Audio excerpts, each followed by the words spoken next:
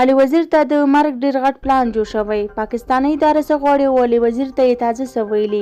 علي وزیر باید څه وکړي؟ دا ټول حال را سره په دې ویډیو کې کتلی شئ. درنو لیدونکو سلامونه او نیک هیلې مې ومنئ. وخت مو په خیر. علي وزیر د وژلو پلان جوړ شوی.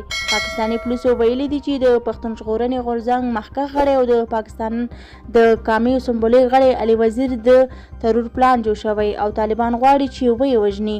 د اسماعیل خان پولیسو علي وزیر ته ویلي چې په ځان دې پام کوي ځکه چې د تحریک طالبان سجنا ګروپ پلان جوړ کړی چې دی ترور کړي.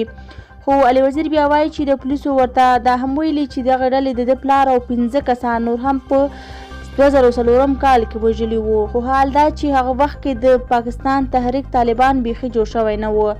هغه همدارز ویلي چې زما د وژلو لپاره مخکې هم پلانونه جوړ شوي دي او په 2013 کال کې په واڼه کې او بیا په خړ کمر پیښه کې پر ما ډزې وشوې خو دوی بریالي نشو چې ما ووژني. علي وزیر همدارز ویلي چې ما مخکې هم دا خبره کړې که ما ته هر ډول تاوان را رسیږي نو د هغه ذمهواري به د پاکستاني امنیتي ادارې وي ځکه موږ په خپله لار نیغ روان یو. زموږ سوچ فکر او ضمیر صفا دی او همدارز موږ د پښتنو حق لپاره میدان ته راوتلي یو چې په دې برخه کې له هیڅ چا هم ویره نه لرو. دا وه زموږ ویډیو. که مو ویډیو خوښ شوی وي زموږ ویډیو لایک او زموږ چینل سبسکرایب کړئ. له توجه څخه مو نړۍ منندوی یو. تر بیا ښې چارې ولرئ.